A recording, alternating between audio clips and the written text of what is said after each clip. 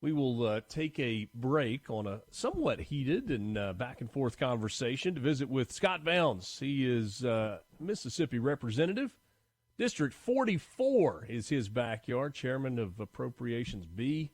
And at least for this time of year, perhaps more importantly, president of the Neshoba County Fair, Mississippi's giant house party. Scott Bounds, good morning to you.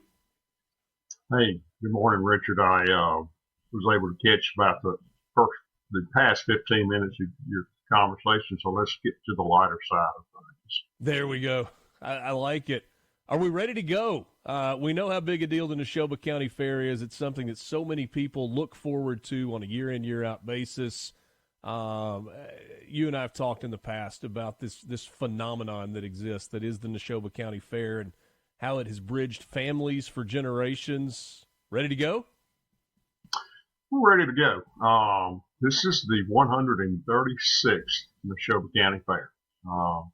Fair was just a quick background or quick history. The fair was established in 1889, started as really like a one-day event. Some local farmers got together and showed livestock and crops and things like that, and it morphed into what it is now.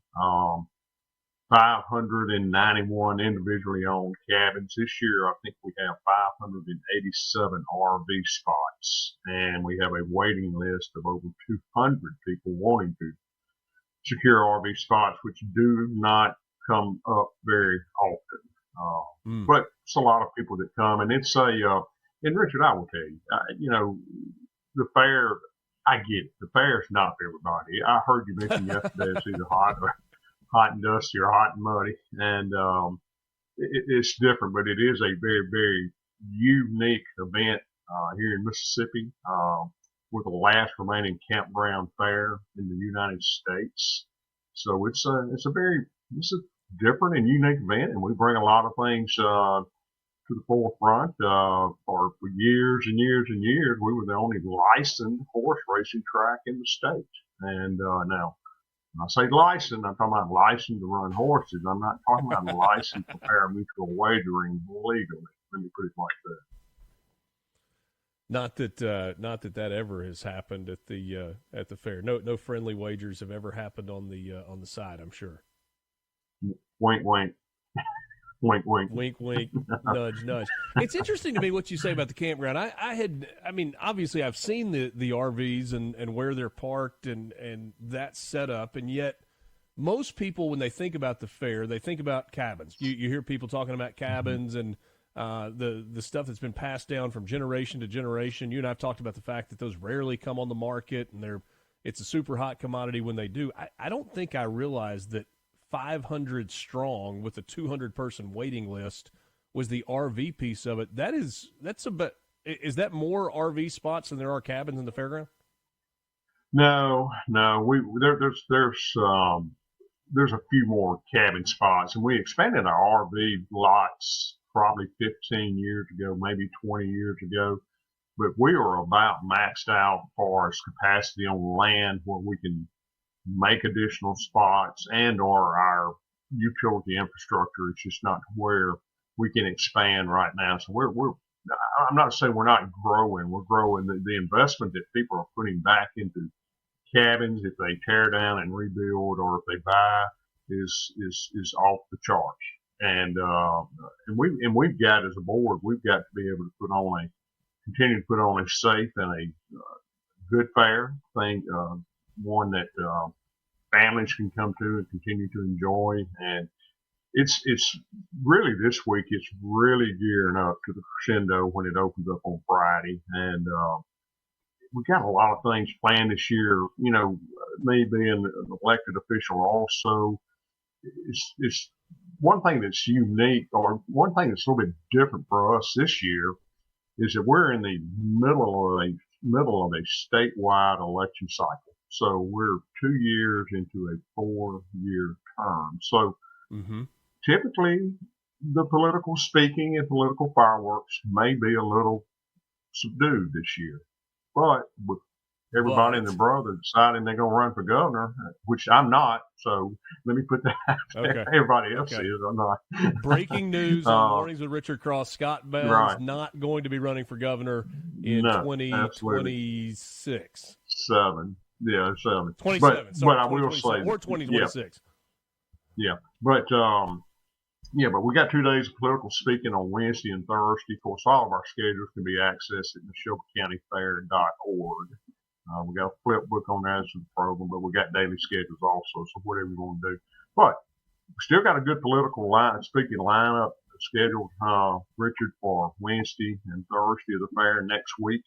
That'll be July the 30th and 31st of next week. And, of course, the horse racing kicks off on Sunday afternoon, runs through Friday. Just the things that we continue to do, the national entertainment, the late night bands, just all the things that are synonymous with the Heart of Dixie Triathlon. You know, the Heart of Dixie is the oldest contiguous running triathlon in the United States. Only the Ironman in Hawaii, if they still do that. I'm not even sure if they still do that. But this is the 46th year of the running of the Heart of Dixie Triathlon, which finishes at the fair. So a lot of the same things, but a lot of new things. We want to encourage people to come out and try and experience the fair. And we want to offer a hospitality to the degree that we can, and we want people to enjoy the fair, but it is going to be hot. It is going to be hot. I mean, looking ahead to the forecast, but a lot of good things going to be happening. We're looking forward to having you all there. I didn't realize this. Looks like the Ironman World Championship in Hawaii ended in 2022, so I guess it is still longest running. That was 1978 to 2022. Where does the swimming piece of the Ironman Fair take place? Lake Tiacata in Louisville. They swim a half of Lake Tiacata in Louisville, and then they bike 27.5 miles to Philadelphia, and then they run the 5.5 miles from Philadelphia, and then finish at the grandstand at the fairgrounds. And you know, these guys that do this, Richard, I mean, they're doing this in less than 2 hours. I've always been amazed Bill to do that kind of event and swim half a mile. But triathlon is, I got to give kudos to the Philadelphia Tacoma Club. They've been branch out all these years for 46 years, and they continue to do a really good job on doing that. But the fair kicks off this Friday, runs 8 days through August the 1st. Kicks off this Friday. We're busy. We're busy getting ready. So Scott, I got married 19 years ago today. 19 years ago yesterday. Congratulations. Thank you, especially to my wife. 19 years ago yesterday was our rehearsal dinner, and it was in the backyard of some dear friends in Oxford. Dr. Bill and Sherry Mayo, they hosted us for our rehearsal dinner, and they have been a fair family forever and ever and ever. So I always remember, time wise, this is about where we are. Has the calendar been pushed back a little bit this year from where traditionally it has been? Not really. I mean, when you say traditionally, when I was not at the fair was probably ending around 5th. I mean, not April, but August the 5th. Okay. Maybe August the 7th. So it's probably pushed back a week or so from that time. It used to be the fair didn't end to the middle of August, and early school starts around the state, and that is, right. I don't know. I remember we had a segment earlier in the year, or I was on earlier in the year, we talked about the fair changing dates next year. Next year, we are going to June the 19th through the 26th. And I will tell you, that was something we've been looking at, the board has been looking at for the last couple of years. These early school starts around the state, right. We were seeing people coming to the fair for the weekend, but then having to leave on Sunday to get their kids back to school on Tuesday. And that's a challenge, and we don't want that. So we made a decision for 2026 to move to June the 19th through the 26th, and hopefully we've covered all of our bases with our vendors and our contractors that do different things and for the fair. And so we're going to try it, and hopefully maybe it'll be cooler too. But we feel like our fair manager is a former school administrator, and he's talked to a lot of his cohorts, colleagues around the state. I think, and I can't say this, and this may be something legislatively that will be discussed, but it appears that schools will be going to a year-round schedule, and that end of June possibly most potentially falls in the period where they'll be in the summer. Hold that thought, Scott. We'll continue with you Sure. after the break. It's Mornings with Richard Cross.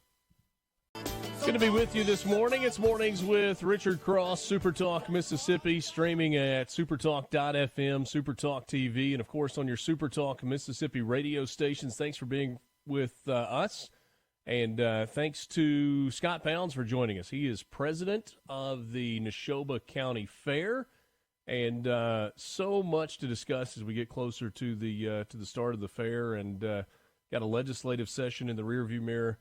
Yeah, Scott, it's interesting to me. You talked about this being kind of a midterm year, an off year, if you will, from an election standpoint, and so maybe not quite as much in terms of political speeches and fire, but I kind of agree with you. We have already seen Andy Gibson throw his hat into the ring. There's so many others who are rumored to be in the mix, running for governor and lieutenant governor and other statewide offices.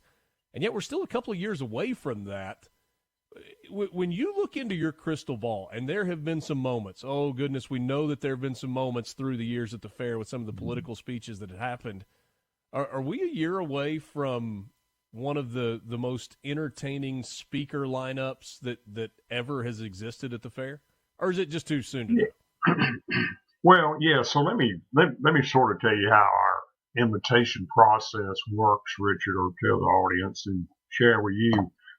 So our rules say for a candidate to be extended an invitation to speak at the fair, if they are a candidate, they can only be extended an invitation in the year that office is being contested.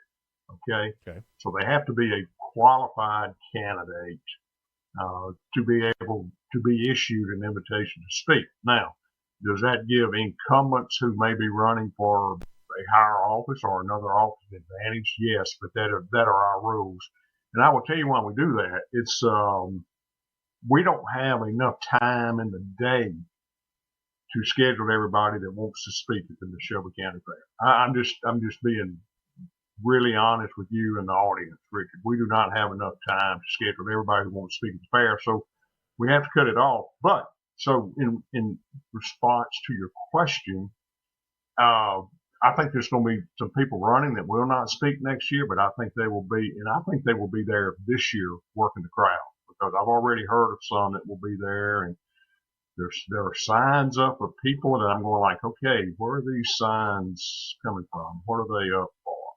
Mm-hmm. And so that's sort of not necessarily even promoting a candidate, but maybe a PAC. I have seen those. They're up right now, and but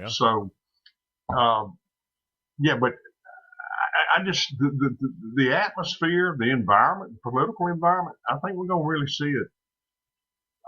I think it's going to be ramped up a notch this year, and really next year, even though they may not be on the invitation list to speak. I think it's going to be ramped up next year. And